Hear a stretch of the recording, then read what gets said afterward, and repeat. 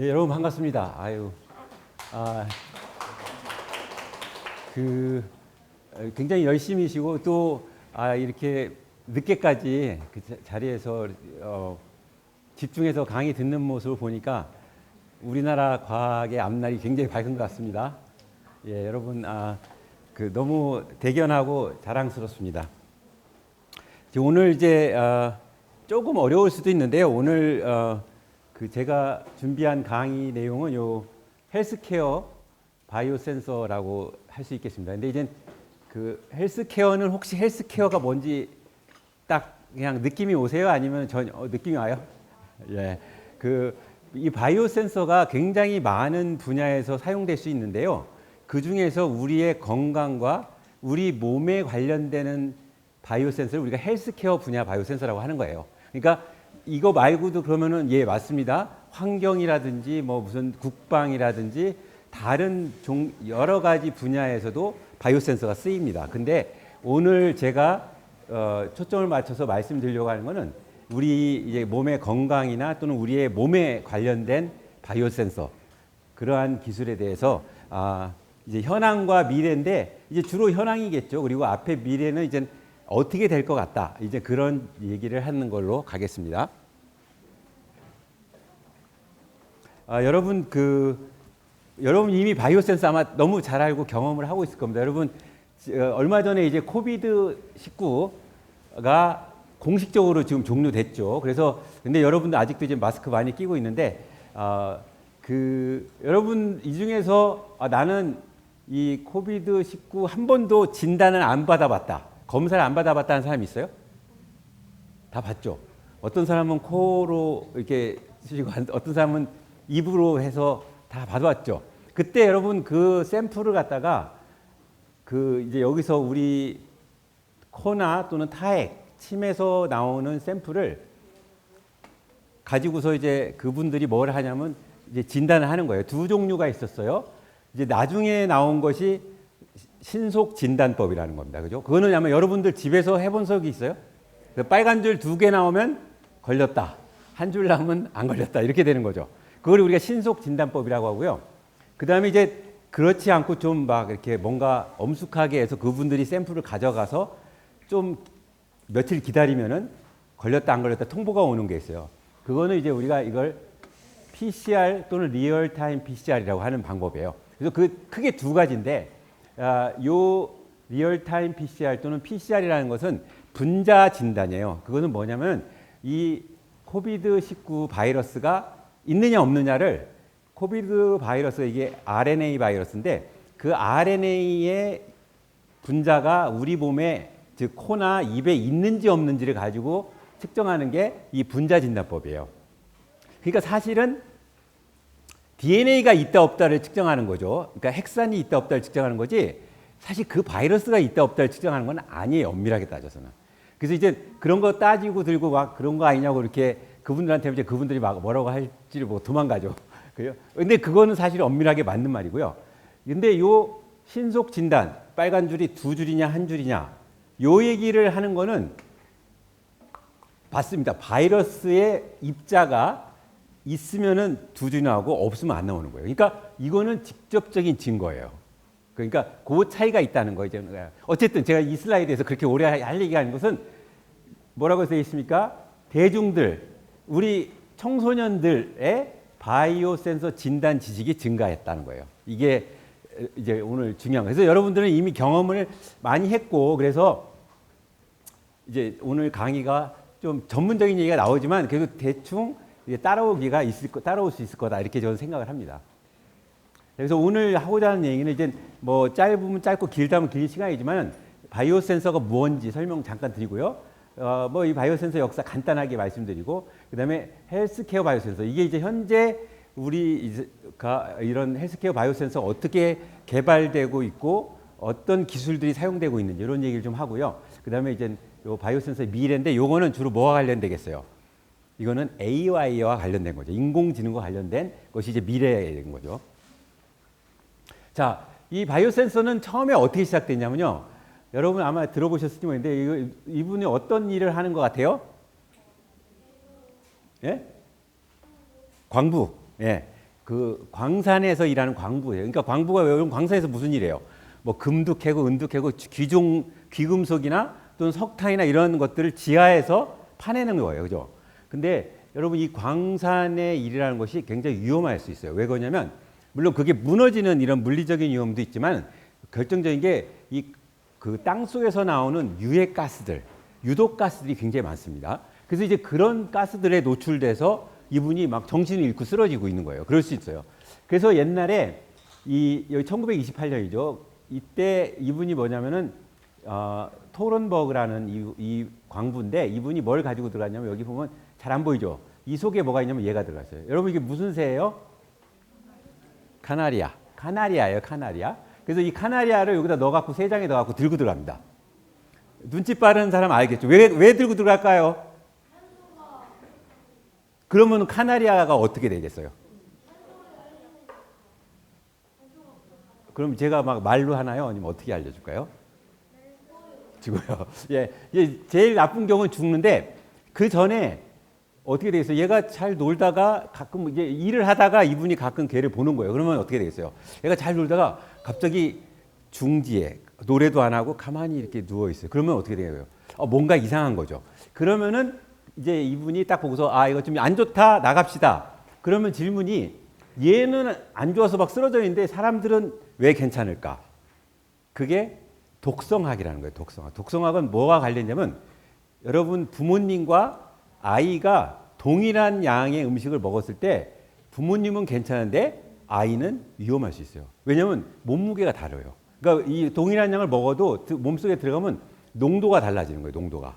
그러니까 어린아이한테는 독성 효과가 더 많이 나타나는 거죠. 똑같은 원리로 이 새는 작기 때문에 얘는 굉장히 민감하게 거의 반응하는데 이 사람들은 어때요? 아직은 견딜만 해. 이러고서 나오는 거예요. 광부에서. 이게 이제 우리가 얘기하는 바이오 센서의 가장 원리, 오래된 이제 시작점이라고 흔히들 얘기하고 있어요. 근데 뭐 이 부분은 이제 소위 우리가 조기 경보라고 하는데 그렇게 우리가 보통 받아들입니다. 그래서 이제 이게 어디로 발전되냐면 여러분 이거 뭐 같아요? 별거 다 알아요. 예, 물벼룩 아주 정확했습니다.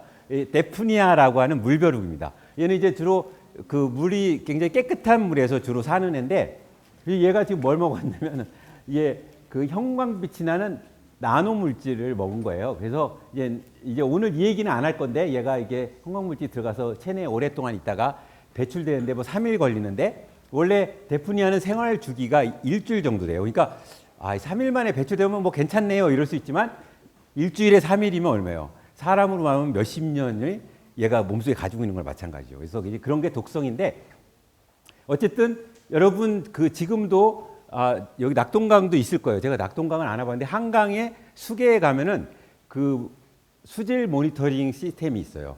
거기에 가면은 물벼룩이 놀고 있습니다. 그래서 이제 계속 물이 지나가요. 한강물이 지나가면서 이제 조금 빼서 돌리는 거죠. 그러다가 이 물벼룩이 어느 때 보면 죽어 있다. 이러면은 이제 그 경보를 내는 거고 실제로 이 물벼룩을 이용해서 라인강에서 여러분 들어보시지 못했지만 1967년에 스위스에 있는 큰 화학회사가 폭파돼 갖고 거기서 그때 엄청난 독성 물질이 물로 강으로 유입됐을 때 이 물고기랑 물벼룩이로 가지고서 워닝을 내서 그 아래쪽 그 강의 아래쪽에 사는 사람들한테 3시간 전에 경보를 내려서 뭐 물속에 못 들어가게 하고 이런 워닝을 했던 그런 적이 있습니다. 그래서 이게 이렇게 발전했어요. 근데 오늘 이제 이건 좀 약간 뭐 어떤 느낌이 들어요? 좀 원시적이기도 하고 약간 좀 뭔가 과학적이지 않은 느낌이 드는데 이제 여러분 그 발광 박테리아에 대해서 들어본 사람 있어요? 발광 박테리아.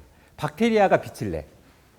안 들었구나. 그럼 혹시 반딧불 본 사람? 네, 반딧불 많이 봤죠. 반딧불 보면은 이렇게 불을 반짝반짝 하면서 이렇게 돌아다니죠. 저도 몇 번 봤는데 그 반딧불처럼 이 박테리아는 여러분 박테리아가 빛을 내게 돼 있어요. 빛을. 그래서 여러분 이게 지금 이게 뭐죠? 플라스크죠. 플라스크에 박테리아를 키웠거든요.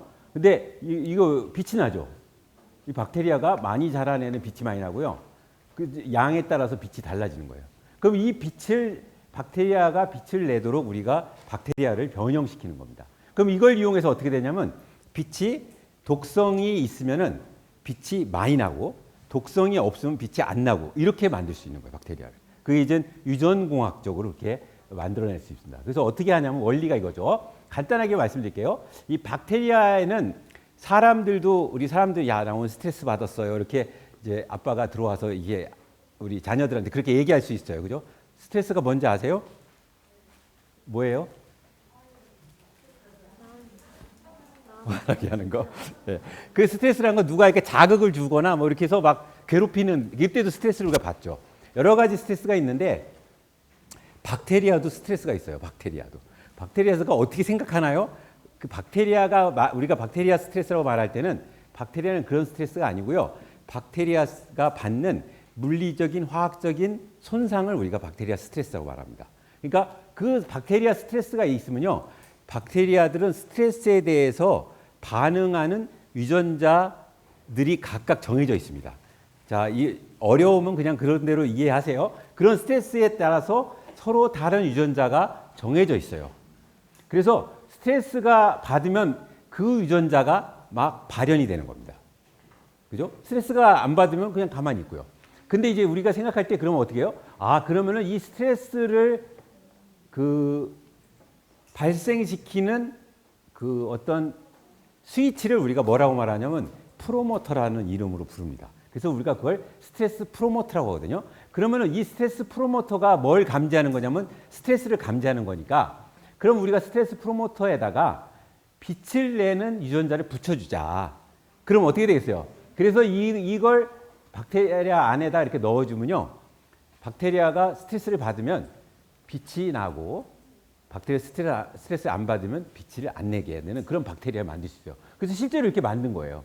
그래서 스트레스가 클 때는 빛이 많이 나고 스트레스가 중간 정도 되면 빛이 중간쯤 나고 그렇지 않으면 빛이 안 나고 이렇게 하면 그럼 여러분 저 박테리아 손에 가지고 있으면 여러분 뭐에 쓸 수 있겠죠?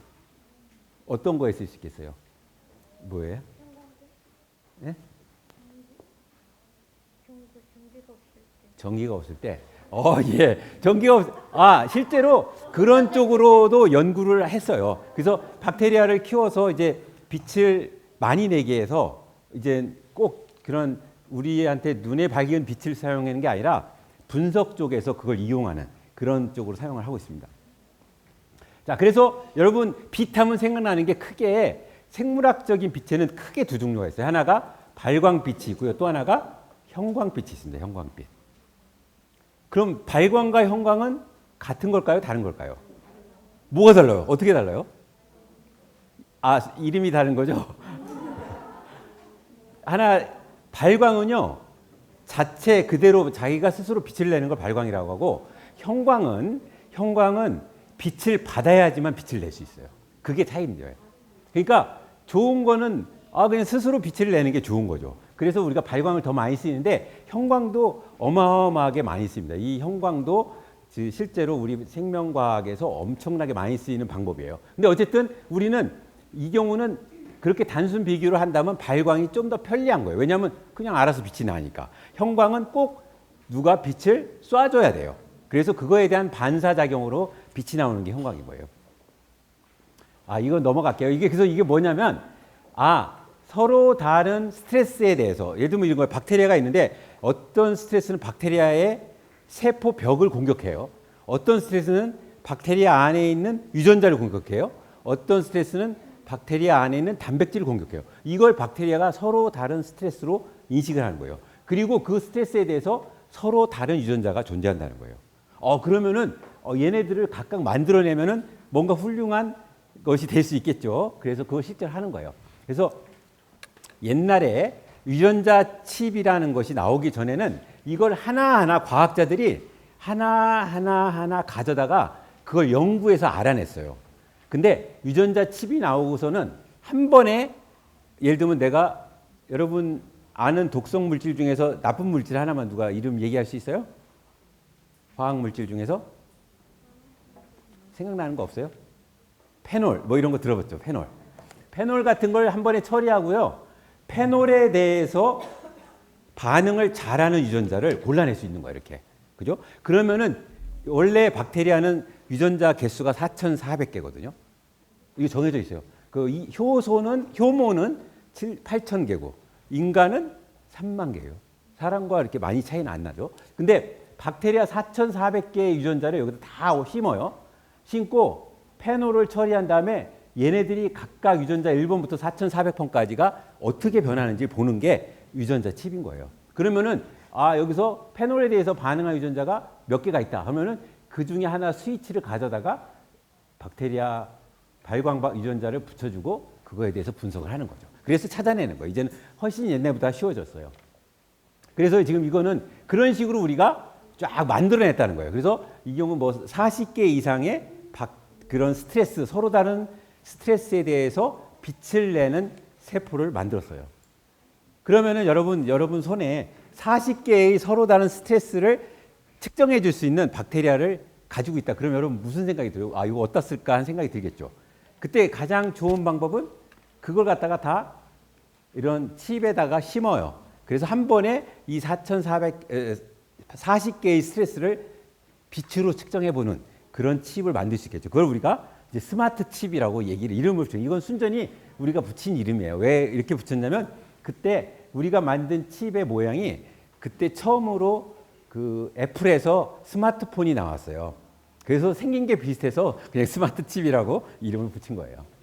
자, 그러면 이걸 어떻게 만들게 됐냐면 이거 이제 이야기는 긴데 여러분 이 박테리아를 칩에다가 이렇게 하나씩 올려서 그러니까 심는 것이요 쉽지가 않아요. 되게 어려워요. 그래서 우리도 처음에 연구 논문을 한 2편 정도 쓰다가 이거 누구도 하고 싶어 하잖아요. 왜냐하면 노동이 너무 오랫동안 앉아서 그걸 해야 돼요. 그래서 간신히 하나 만들어. 그리고 실험 한번 하면 끝. 또 만들어야 돼요. 그러니까 아무도 하고 싶지 않아요. 그러니까 이걸 근데 이제 그 다음에 기술이 발전하면서 우리가 이걸 굉장히 쉽게 만들 수 있는 방법을 생각한 거예요. 그것이 뭐냐면 이와 같이 일렉트로 스프레잉 기법으로 박테리아를 이런 비드 속에다가 집어넣는 이게 이제 한 밀리미터 사이즈 되는 비드인데 여기다 집어넣는 거예요. 그래서 잠깐 동영상 몇 초짜리 봤는데요.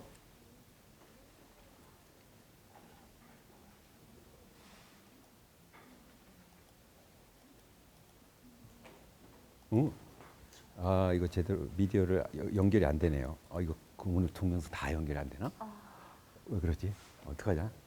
제 건 가져왔는데. 네. 죄송합니다. 어쨌든 그러면 넘어갈게요. 그래서 이렇게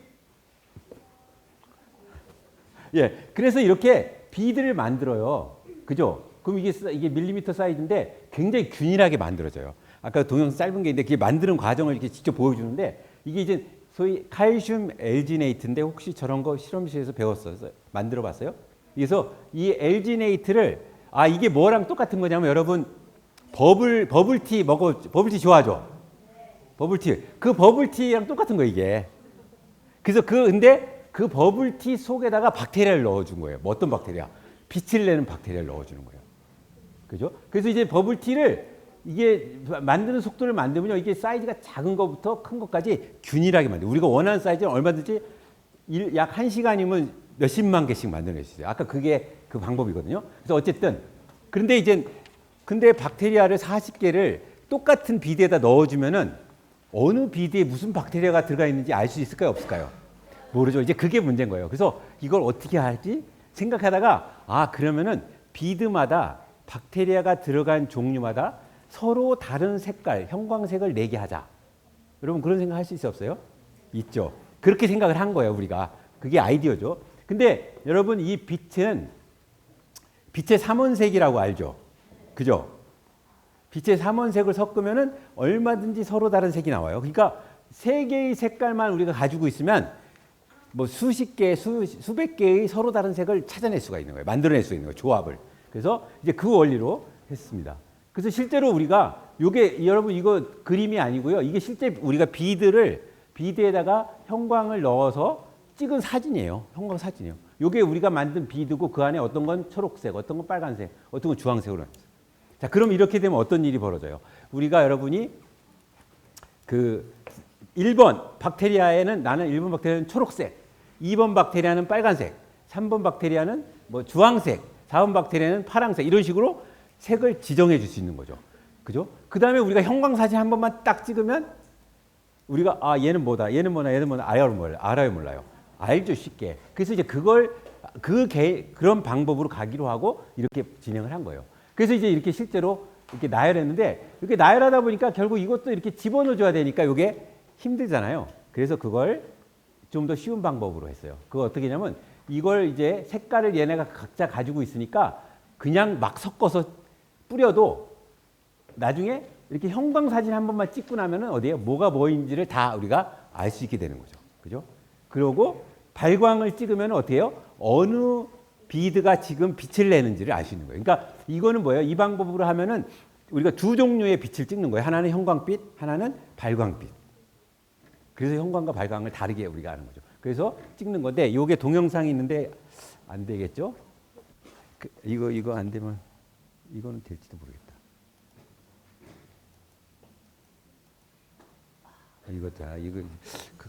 큰일 났네.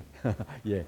이게 결국은요, 이게 이제 원래 아까 좀 전에 설명했던 것처럼 요 작업, 여기다가 비드를 하나씩 집어넣는 게 이게 몇 시간씩 걸리는 거예요. 하나씩 집어넣어야 되니까. 그러니까 이제 못 하는 거죠. 근데 이 경우는요, 우리가 요게 파이팬에다가 요게 비드들이거든요. 이거 갖다 그냥 쭉 떨어뜨려요. 그래서 30초에 싹 떨어뜨립니다. 그럼 끝. 왜? 이게 이렇게 될 수 있는 게 뭐예요? 우리가 사진을 한번 찍으면은 얘가 어떤 비든지 어떤 박테리아가 가지고 있는 비든지를 바로 알기 때문에 그러면 우리가 이걸 자기 주수를 가진 비드라고 해요. 이걸. 그래서 그럼 이렇게 찍고 나면은 그죠? 이렇게 형광을 찍으면 여기는 빨간색 박테리아, 여기는 초록색 박테리아 뭐 이렇게 있다는 걸 알고요. 그 중에서 빛을 내는 걸 이렇게 한 종류만 딱딱 내요. 그러면 이게 뭐냐면 소위 MMC라는 거는 우리가 항암제로도 쓰이는 건데 이게 박테리아 유전자 손상을 받을 때 받는 스트레스에 대해서 대응하는 박테리아 그 유전자입니다. 그래서 이렇게 하면은 우리가 스마트하게 한 번에 어떤 샘플이 가지고 있는 스트레스를 바로 사진 두 번만 딱 찍으면은 딱 알 수 있는 거죠. 그래서 우리가 이걸 이제 스마트 칩이라고 우리가 얘기하는 거죠. 이게 이제 박테리아를 우리가 이제 좀 이따 얘기할 텐데 어떤 바이오 리셉터로 써서 만드는 바이오 센서의 일종이 되는 겁니다. 그죠?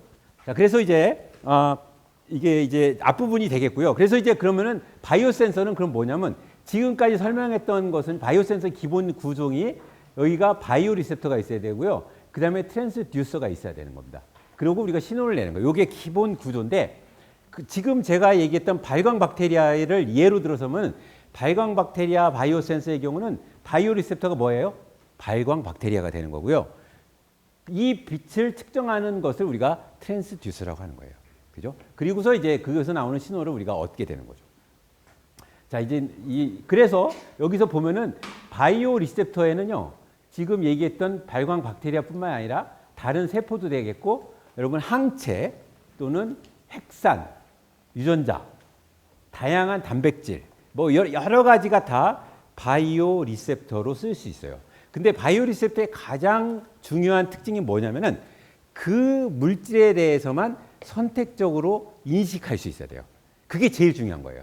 어떤 A라는 내가 뭐냐면 예를 들면 이제 내가 우리 코비드-19를 병을 일으키는 바이러스의 공식적인 바이러스 명칭은 사스코브2예요. 그 바이러스 명칭이. 그러면은 예를 들어서 내가 어떤 리셉터가 있다. 그러면 그 리셉터가 사스코브2에만 인식해야지 사스코브3가 나와도 얘는 인식 안 해야 되는 겁니다. 그게 바로 바이오 리셉터가 해야 되는 가장 중요한 일이고 그게 바로 인식한다. 어떤 특정한 물질을 인식한다고 얘기하는 거고요.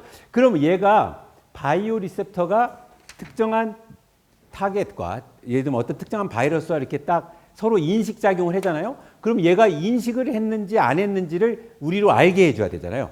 그걸 알게 해주는 역할을 하는 걸 우리가 트랜스듀서라고 하는 거예요. 이름이 이게 우리나라 말로는 좀 나온 게 별로 없어요. 그래서 그냥 그대로 나왔습니다. 근데 트랜스듀서에는 아까처럼 빛으로 보기도 하고요. 색깔이 변하기도 합니다. 빨강색이 됐다가 노란색이 됐다가 파란색이 되기도 하고요. 또는 전기적인 신호로 해서 숫자로 나타나기도 하고 굉장히 다양한 방법이 이 트랜스듀서가 있게 됩니다. 자, 그렇게 해서 이제 그 중에서 바이오 리셉터는 좀 전에 설명했던 것처럼 이제 발광 박테리아도 바이오 리셉터가 되고요. 항체도 있고 효소도 있고 앱타머도 있고 뭐 이렇게 다양한 것들이 바이오 센서로 사용이 되고요. 그러면 이렇게 바이오 리셉터가 없으면은 없는 센서들이 있어요. 바이오 리셉터가 없는 센서들. 그런 센서들을 우리가 그냥 일반 센서라고 하고 그의 대표적인 게 뭐예요? 온도계. 그죠? 압력계 이런 것들이 그냥 일반 센서라고 하고 바이오 센서에는 이 바이오 리셉터가 꼭 있어야 되는 거예요.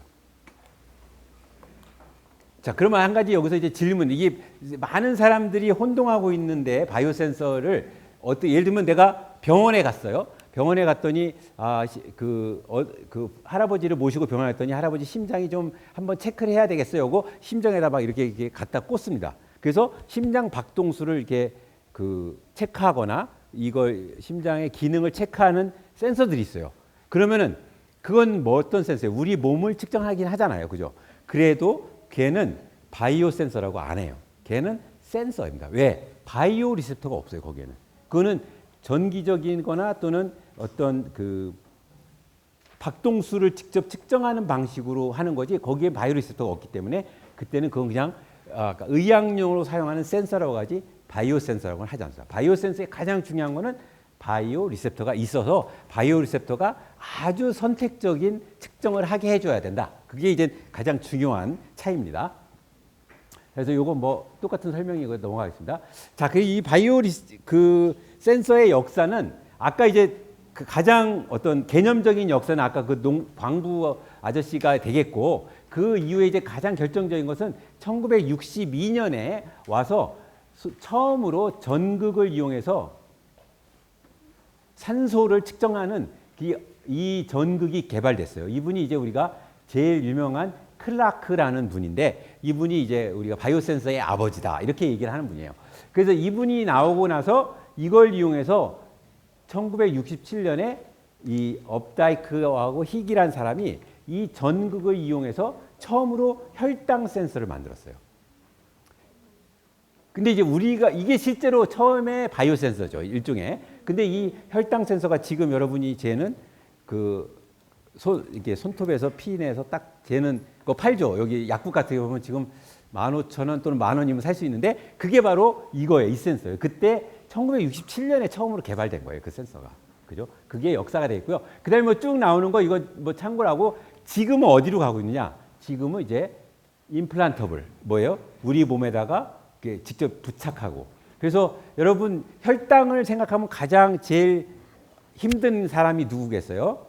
당뇨 환자입니다. 혹시 주변에 당뇨 환자 있는 사람들 있으면요. 제일 어려운 게 당뇨 환자들이 가장 어려운 게 뭐예요? 하루 3번 피를 뽑아야 된다. 여러분 아프죠?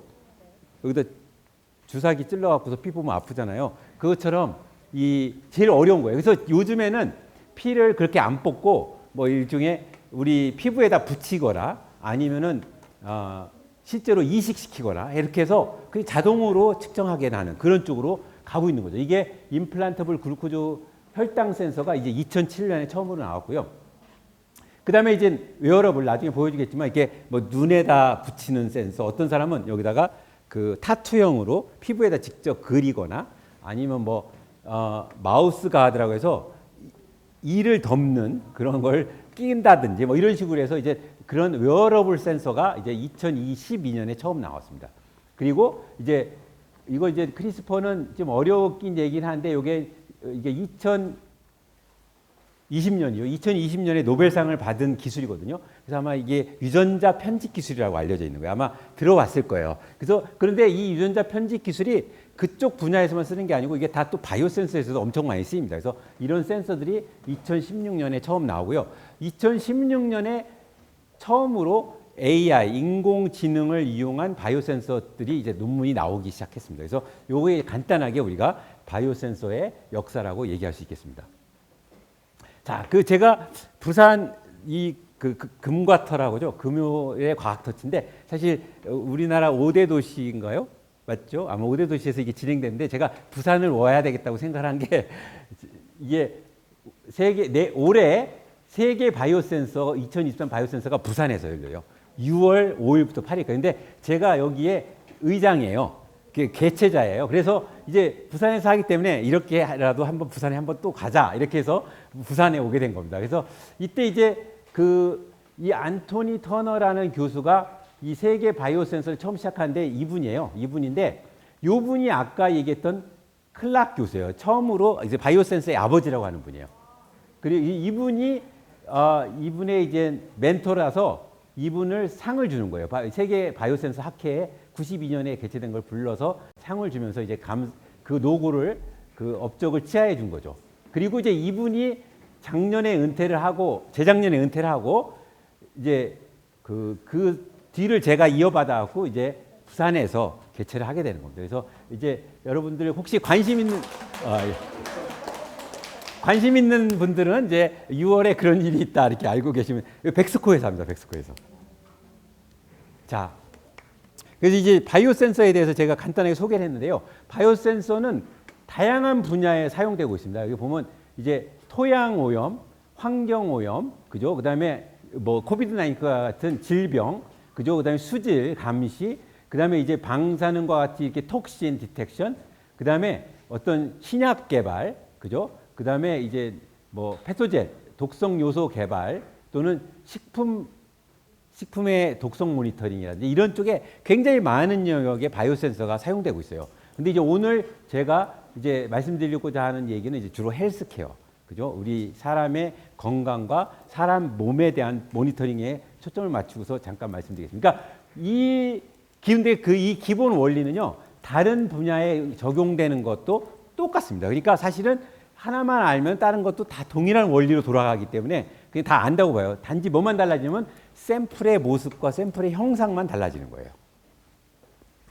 자, 그래서 헬스케어용 바이오 센서는요, 결국 뭐예요? 우리 사람의 몸과 관련돼 있으니까 사람의 몸이 그려져 있죠. 크게 둘로 나뉩니다.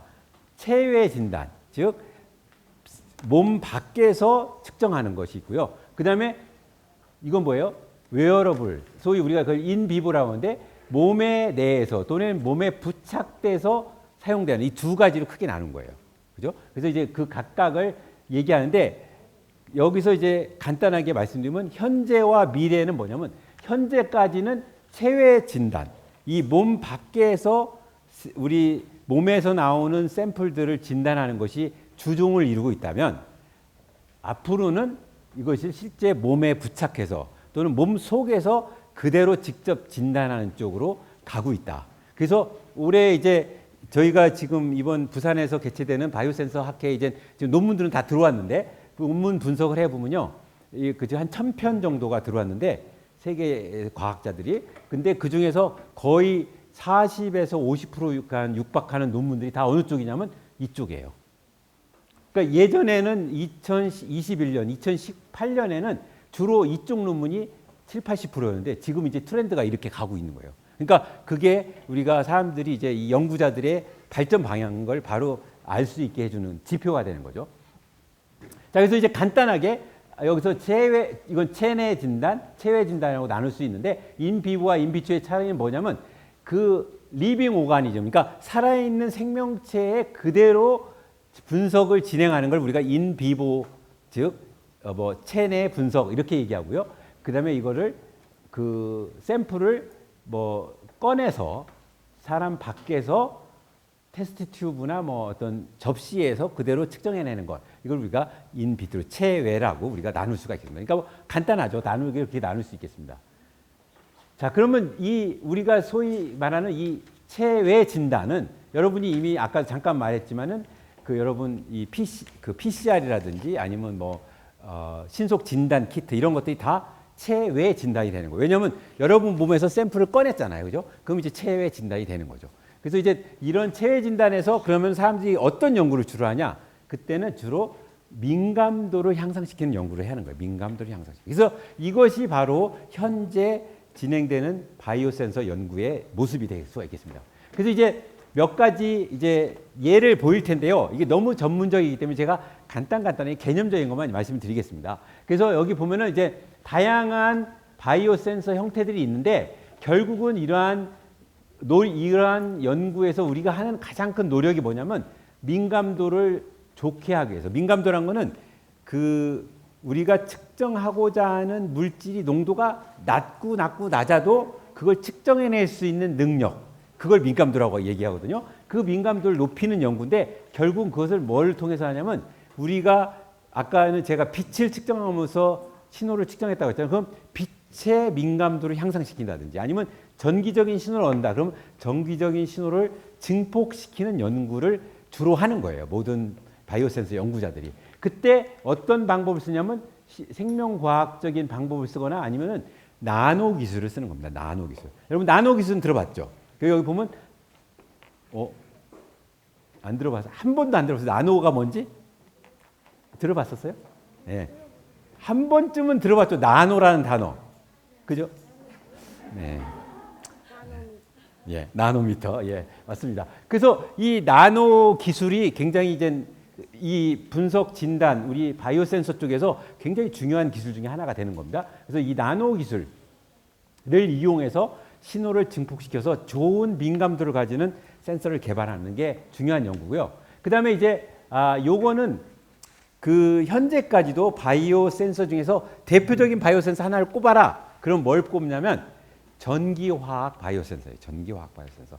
그래서 전기화학 바이오 센서는 오늘 제가 그래도 설명은 하나는 해야 되겠다. 이게 좀 어렵지만은 생각을 하고서 요거 하나, 요게 이제 처음으로 1967년에 나온 혈당 바이오 센서의 모습이에요. 그래서 어떻게 되어 있냐면 전극이 3개가 있어요. 근데 그러면 이 전극 3개 중에 가운데 전극에다가 뭘 집어넣냐면 당화 효소. 혈당이라는 게 뭐냐면 글루코즈거든요. 당. 그 당을 분해시키는 효소를 여기다 넣어줘요. 그럼 당을 분해하면은 과산화수소가 나오거든요. 이건데 이 과정은 효소 반응이에요. 효소 반응. 그러면은 이 과산화수소가 나오면요. 과산화수소는 그냥 이거는 그러려니 하고 들으세요. 700mV의 전이차를 가해주면은 이 과산화수소가 분해되면서 전자를 내놓습니다. 그러면 그 전자가 이 전극을 통해서 들어가고서 여러분 전자의 이동을 뭐라고 해요? 잘못 물어봤구나. 전류는 뭐의 이동이에요? 네, 그렇죠. 전자의 이동이에요. 그거예요. 그러니까 여기서 전자가 나오면 전자가 흘러가잖아요. 그럼 뭐가 흐른다는 거예요? 전류가 흐르는 거예요. 그럼 우리는 뭘 측정해요? 전류를 측정해요. 그럼 전류를 측정하면은 뭐에 비례하겠어요? 과산화수소가 얼마나 만들어졌는지를 알게 되고, 과산화수소가 얼마나 만들어진지를 알면 뭘 알아요? 원래 당이 얼마나 있었는지 아는 거죠. 그 원리예요. 이게 그 원리로만, 이게 바로 전기화학 바이오 센서예요. 제가 이 전기화학 바이오 센서에 제일 중요한 게 이 전류의 양을 측정하는 장치인데, 요즘에는 그걸 요 사이즈까지 나와요. 요 사이즈. 이게 뭐냐면 스마트폰, 제가 가지고 있는 요 스마트폰의 절반도 안 되는 크기예요, 저게. 그래서 여기다가 전구를 꽂는데 이것도 안 될라나? 되네요. 잠깐 보죠. 요게 전극이에요, 전극.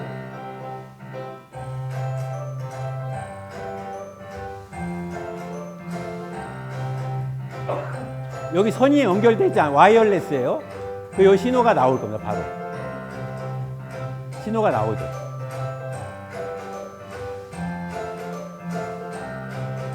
여기 신호가 가죠.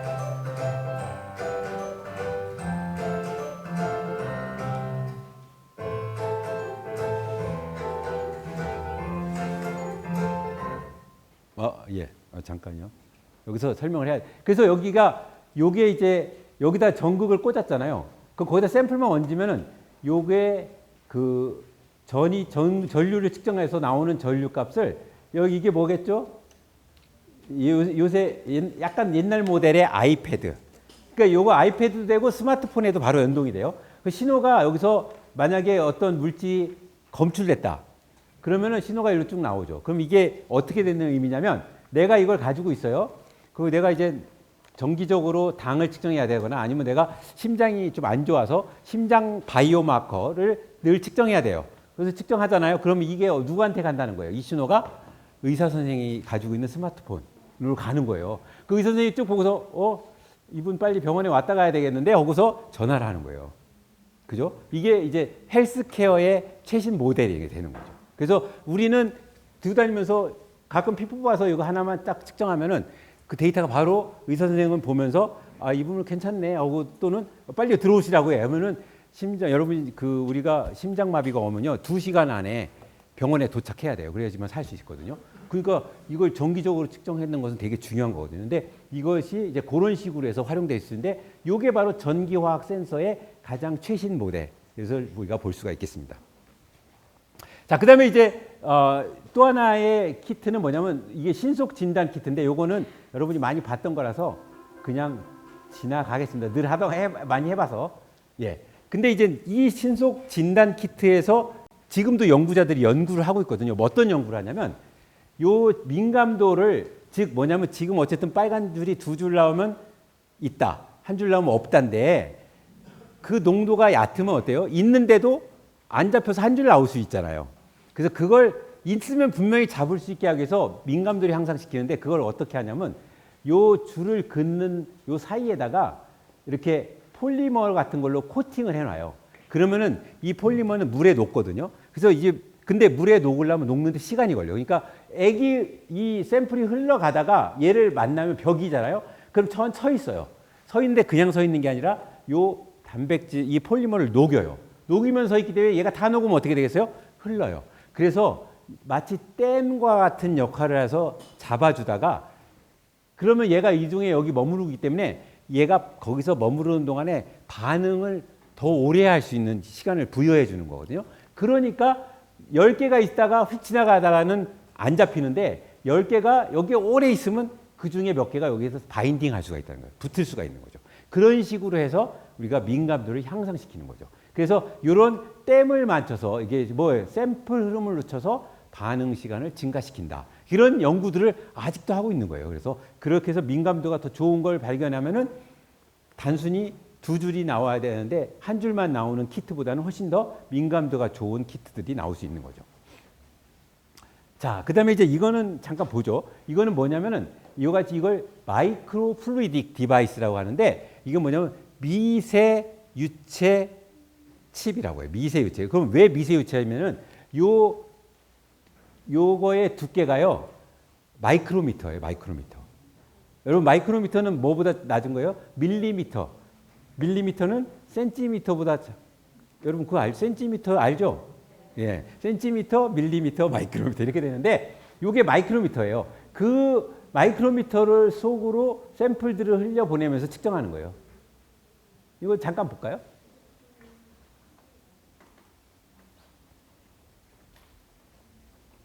자, 여기에 피가 샘플이 딱 떨어져요.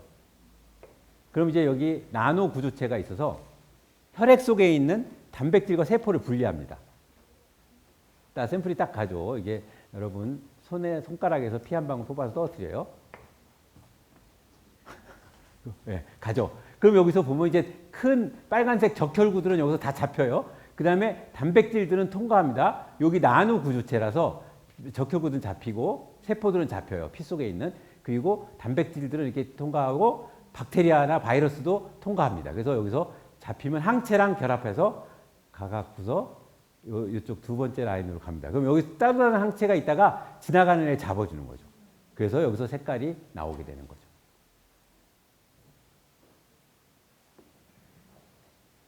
그죠? 그래서 이렇게 해서 이제 여기서 뭐 색깔이 두 줄 나오고 한 줄 나오고 하는데 이 속에는 나노 구조체가 있어서 아주 쉽게 그 세포처럼 큰 세포는 우리가 이 블러드 속, 혈액 속에 있는 세포들은 보통 10마이크로미터 정도 되거든요. 박테리아는 혹시 박테리아 크기 아는 사람? 박테리아는 1마이크로미터 정도 돼요. 그 다음에 나노미터는 이제 그 1마이크로미터 더 작은 크기죠. 이제 그런 식으로 해서 사이즈가 틀리기 때문에 크기가 틀리기 때문에 이렇게 분리를 우리가 할 수 있는 겁니다. 자, 그래서 이건 이제 미세 유동 장치의 역사인데 제가 이 얘기를 하려고 아니라 이게 이렇게 해서 개발되다가 지금은 이러한 미세 유체 칩들을 어디까지 갔냐면 종이를 이용하는 거예요. 종이. 그 종이를 이용하면 왜 좋을까? 종이를 이용하면 일단 여러분이 종이 접기를 할 수 있어요. 여러분 그 딱지 요즘도 딱지치기 해요? 딱지치기 해요? 남자애들이 하죠. 그죠? 그래서 막 치죠. 딱지치기를 하려면 딱지를 접어야 되죠. 여러분 여기서도요. 딱지를 접어요. 종이를 접어서 이 미세 유체 칩을 만드는 거예요. 그래서 그걸 우리가 스태킹이라고 해요. 스태킹. 이 종이를 여러 번 접어. 근데 종이로 이 칩을 만들면 뭐가 좋겠어요? 네? 얇아요. 얇죠. 얇고 제일 좋은 건요. 불로 태워버려요. 다 쓰고 나서. 그러면 다 날아가죠. 그래서 폐기물이 별로 안 나와요. 그게 대개죠. 그다음에 종이는 굉장히 싸요. 그래서 이 지금 실제로 이제 제가 굉장히 존경하는 그 하버드 대학의 교수님인데 지금 이제 매번 노벨상 후보에 올라가시는 분인데 이분이 요 미세 유체 쪽에 세계적으로 제일 먼저 시작한 권위자신데 그분이 요새 하는 일이 뭐냐면 이 종이로 이 그 진단 키트를 만들어서 개발도상국 이런 아프리카나 또는 요즘 베트남도 잘 사지만 베트남 같은데 하나에 1,000원 내외 1달러 이내로 그냥 배포하는 그러한 사업들을 많이 하고 있어요. 근데 그게 가능한 게 이게 그냥 종이에다가 이걸 만들어야 하기 때문에 재료비가 거의 안 드는 거예요. 그죠? 그래서 종이도 똑같이 유체 칩을 할 수 있고요. 요즘에는 종이에다가 전극을 인쇄를 합니다. 그래서 종이 칩에서 전기적으로 측정도 합니다. 그죠? 그래서 이런 식으로까지 지금 발전을 하고 있습니다. 그래서 이게 이제 미세 유체, 종이에서 미세하게 그 샘플이 흘러다니는 역할을 할 수 있다는 걸 우리가 알 수 있습니다. 크리스퍼는 요거는 간단하게만 얘기하고 넘어가겠습니다. 좀 너무 어려울 수 있어서 크리스퍼라는 거는 2020년에 노벨상을 받은 아주 최신 유전자 편집 기술이라고 할 수 있겠습니다. 근데 이 유전자 편집 기술은 우리가 어떤 때 쓸 수 있다고 생각하냐면 내 몸 안에 있는 세포 속에서 불필요하다고 생각하는 어떤 질병을 일으킬 수 있는 유전자들을 제거하거나 또는 어떤 좋다고 생각하시는 유전자들을 집어넣거나 하는 그런 소위 진짜로 편집을 할 수 있는 그러한 기술을 우리가 크리스퍼 기술이다 이렇게 얘기를 합니다. 그래서 이 크리스퍼를 근데 그 바이오 진단 쪽에서도 사용하고 있습니다. 그래서 이제 그 부분은 잠깐 제가 이 부분은 너무 어렵기 때문에 그냥 지나가고요. 그래서 이제 이 동영상 하나만 보겠습니다. 크리스퍼로 해서 우리가 센싱을 하는 얘기를 하나만 보겠습니다. 자, 이게 이제 샘플이 하나 들어가 있어요. 이 혈액이 딱 떨어지죠. 혈액 속에는 뭐 다양한 그죠? 블러드, 혈액 샘플입니다.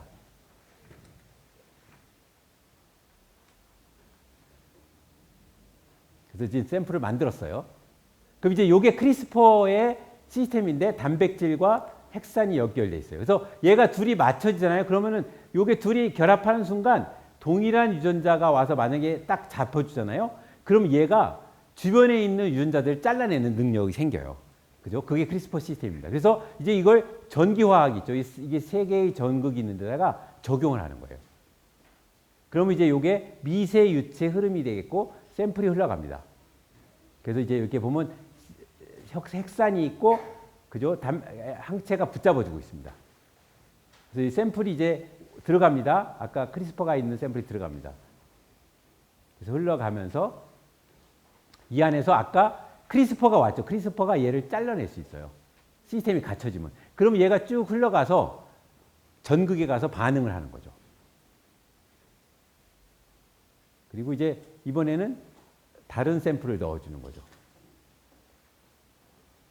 그러면은 이제 그 아까처럼 혈당이 들어가면은 이 혈당을 분해하는 이 효소가 과산화수소를 만들어낸다고 했잖아요. 그럼 이 과산화수소는 전자를 만들어낸다고 했죠. 그죠? 그렇게 해서 이 전극에서 전류가 흐르게 되는 거예요.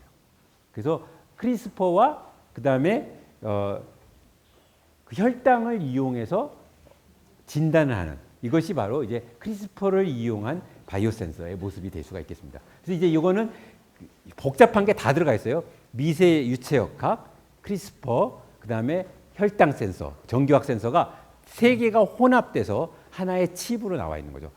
이게 이제 2018년에 세계 바이오 센서 학회에서 상을 받은 그러한 연구 결과를 제가 좀 전에 보여드린 겁니다. 자, 이제 여기까지가 제가 생각할 때는 현재의 바이오 센서의 모습이었다고 얘기를 할 수 있고요. 그럼 이제 미래 바이오 센서를 이제 제가 잠깐 짧은 시간이지만 잠깐 동안 설명하겠습니다. 이제 미래 바이오 센서의 가장 대표적인 것은 크게 웨어러블. 웨어러블이라는 건 뭐예요? 우리 몸에다 입는다는 뜻이죠. 우리 몸에 부착형하는 센서 또는 컨티뉴어스 연속 측정하는 센서 두 가지 타입이라고 할 수 있어요. 그래서 웨어러블 센서는 현재 여러분 아마 들어봤을 거예요. 지금 저도 이렇게 여러분 스마트워치 이런 거 알죠? 그죠? 이게 뭐냐면 이건 이제 바이오 센서는 아니고 센서입니다. 내 심장 박동수라든지 이런 거 측정해요, 얘가. 그죠? 그런 것처럼 이런 여러 가지 다양한 시계라든지 또는 어떤 사람은 막 혁띠 아니면 심장에다 띄는 거. 어떤 사람들은요, 요새 그 결혼하면서 반지를 교환하는데 이 반지가 웨어러블 센서예요. 그래서 그런 걸 교환하는 사람도 있습니다. 다양하게 해서 우리 몸에다 부착하는 센서들이죠. 또는 이렇게 몸에다가 집어넣는 임플란트, 우리가 임플란트 한다고 하는데 이런 센서 두 종류가 존재하겠습니다. 그 중에서 이제 연속 혈당 모니터링은 굉장히 중요한 거예요. 왜냐하면 아까도 했지만 이 당뇨 환자들의 어려움이 너무 심하기 때문에 그걸 해결해 주는 것이 굉장히 중요한 일 중에 하나거든요. 그래서 이런 CGM, Continuous Glucose Monitoring을 많이 하게 됩니다. 그리고 이제 지금 현재까지는 이제 이런 방식으로 여러분 요게 이제 어디죠? 약국에서 파는 키트예요. 여기서 이제 혈액을 딱 뽑아서 여기다가 칩에다 꽂죠. 그죠? 그렇게 해서 하는데 지금은 이렇게 몸에다가 이런 칩을 집어넣습니다. 임플란트를 넣어서 그 스마트폰을 갖다 대면 바로 숫자가 나오게 그렇게 측정을 하는 거죠. 그래서 지금 이제 이런 단계로 가고 이 연속 혈당 모니터링은 거의 지금 굉장히 안정화된 기술이에요. 이거는 지금은. 그래서 이제 당뇨 환자들한테는 이게 굉장히 중요한 기술이 될 수가 있겠습니다. 그다음에 이제 그 외에 현재 웨어러블도 이제 쭉 나오는데 컨택트 렌즈, 여러분 컨택트 렌즈를 이용한 센서, 그죠? 그다음에 요거는 이제 그 마우스 가드 입에다가 끼는 거예요, 그냥 그 이에다가 끼는 센서. 그다음에 요거는 뭐예요? 그 이제 여러 개의 동시에 인테그레이션된 센서, 뭐 다양한 센서로 이게 역사가 나와 있는데요. 이제 그 중에 대표적으로 웨어러블 센서에서 가장 많이 진단하는 게 뭐냐면 땀입니다, 땀. 그죠? 땀, 근데 이제 땀으로 하는데 일단 이거는 이제 결론적으로 말씀드릴게요. 땀을 하는 센서, 웨어러블 센서 기술은 굉장히 많이 나와 있는데 현재 가장 큰 어려움은 뭐냐면 땀 속에 있는 우리 측정하고자 하는 지표와 실제 우리 몸의 속에서 예를 들면 혈액이나 어떤 몸의 조직체에서 있는 그 지표의 농도가 정확하게 일치하지 않아요. 이제 그게 가장 어려운 점이에요. 그 부분을 해결해야 되는데 근데 측정 자체는 지금 아주 잘하고 있어요. 그래서 여기 보면 이거 뭐예요? 마치 타투처럼 그죠? 전극을 피부에다가 그려 붙인 거예요. 그죠? 이렇게 해서 측정도 합니다, 요즘. 그죠? 근데 이런 뭐 이렇게 예쁜 그런 것을 붙이는 경우도 있습니다. 그죠? 그리고 이제 이것은 밴드 형태로 그죠? 밴데이지 하듯이 이렇게 붙이기도 하고요. 그다음에 이렇게 붙이거나 그려놓은 다음에 이렇게 그 스마트폰 갖다 대면 바로 센싱이 되는 이런 식으로 지금 웨어러블 센서가 나가고 있습니다. 그 다음에 이제 땀을 그렇게 하고요. 그 다음에 아까 말씀드린 마우스 가드. 이렇게 여러분 마치 이 복싱하는 사람이 마우스 피스라고 하는 거 끼잖아요. 똑같아요. 근데 여기에 센서가 있는 거예요. 바이오 센서가. 그 다음에 아니면 여러분 제 눈에 나온 눈물을 측정하는 거죠. 그래서 이거는 이제 컨택트 렌즈 형태로. 그리고 이제 여러분 아이글래스라고 해서 이건 사실 이미 구글에서 몇 년 전에 나왔는데 이상하게 들어갔어요. 지금은. 근데 하여튼 안경으로도 측정합니다. 그다음에 이제 요거 이제 나노 기술, 마이크로 기술로 해서 패치인데 여러분 이거 되게 날카로워 보이지만은 이거는 실제로 우리 몸에다 살짝 대잖아요. 그러면은 그냥 따끔하지도 않을 정도로 그냥 딱 붙습니다. 근데 측정을 할 수 있어요. 그러니까 이걸 우리가 패치형이라고 하는데요. 요 기술이 요즘에 굉장히 이제 각광을 받고 있는 기술입니다. 그래서 측정도 하고 일로 약품도 전달도 합니다. 그래서 여러분 파스도 요즘에는 이제 이런 기술로 파스를 만들어내면 우리가 뭐 일반적으로 붙이는 것보다 훨씬 더 잘 약품이 피부 속으로 전달될 수 있는 거죠. 이런 또는 이렇게 밴디지, 데일 밴드 형태로 밴드지 형태로도 나오고 있습니다.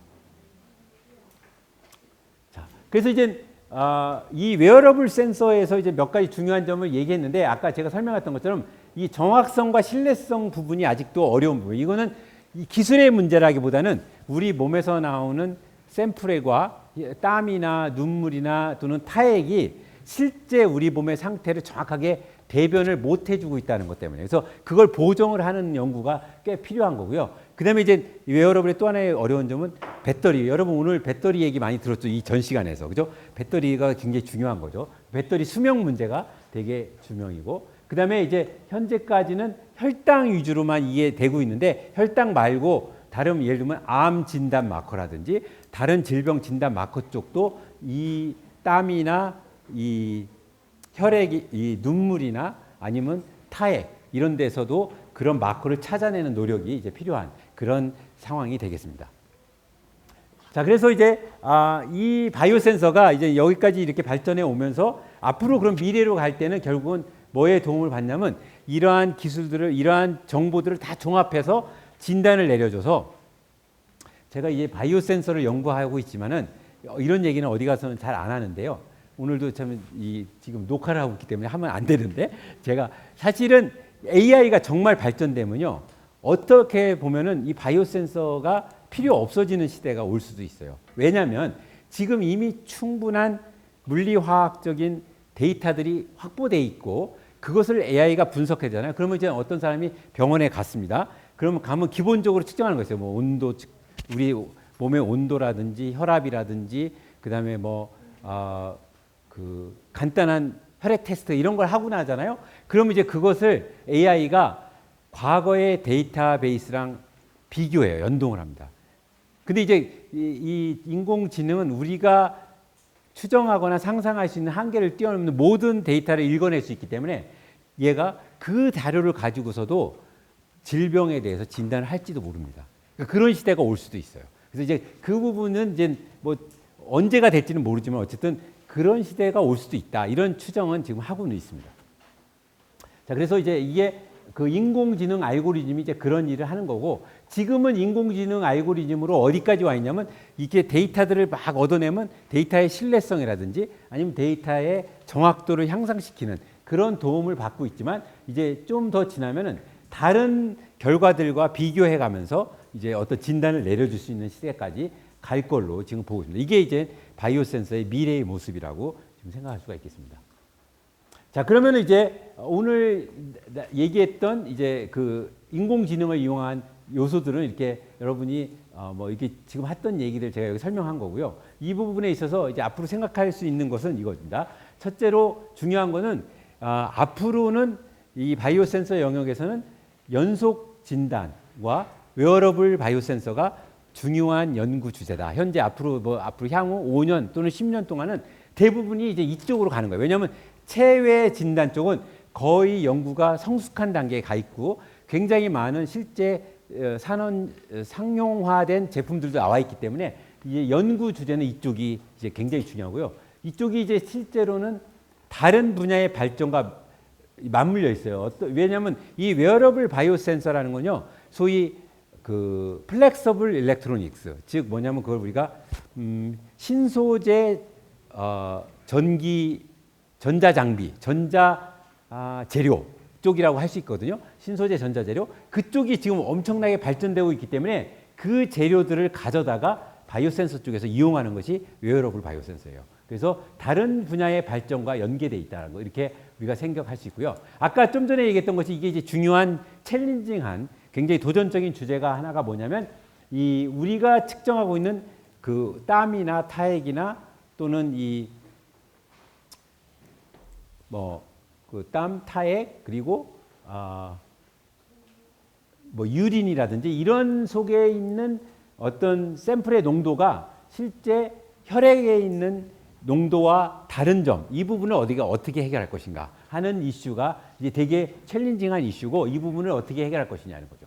그리고 이제 마지막으로 중요한 이슈들은 뭐냐면은 AI, 인공지능이 과연 바이오 센서에 앞으로 연구 개발에 어떤 임팩트, 어떤 영향을 미칠 것인가 하는 것들이 이제 중요한 연구 주제가 되겠습니다. 자, 이거는 이제 거의 마지막 슬라이드 같은데 이제 지금까지는 요게 이제 분석 생명과학 쪽이라고 할 수 있는데 이제 대부분 여기에요. 현재 이 노란색 영역이거든요. 근데 이제 이게 지금 어디로 발전하고 있냐면 이게 그래핀 나노머틀 이게 나노 기술이죠. 그다음에 여기 인공지능 기술이죠. 그다음에 웨어러블 기술이죠. 여기 이제 아까 플렉서블 일렉트로닉스 기술이죠. 그다음에 이제 이게 이제 굉장히 또 중요한 기술 중에 하나가 소위 삽입형 전극 기술이에요. 여러분 삽입형 전극 기술의 지금 가장 대표적인 예가 뭐냐면 여러분 일론 머스크의 뉴럴 링크라고 들어봤어요? 안 들어봤죠. 네. 뭐 아직은 몰라도 됩니다.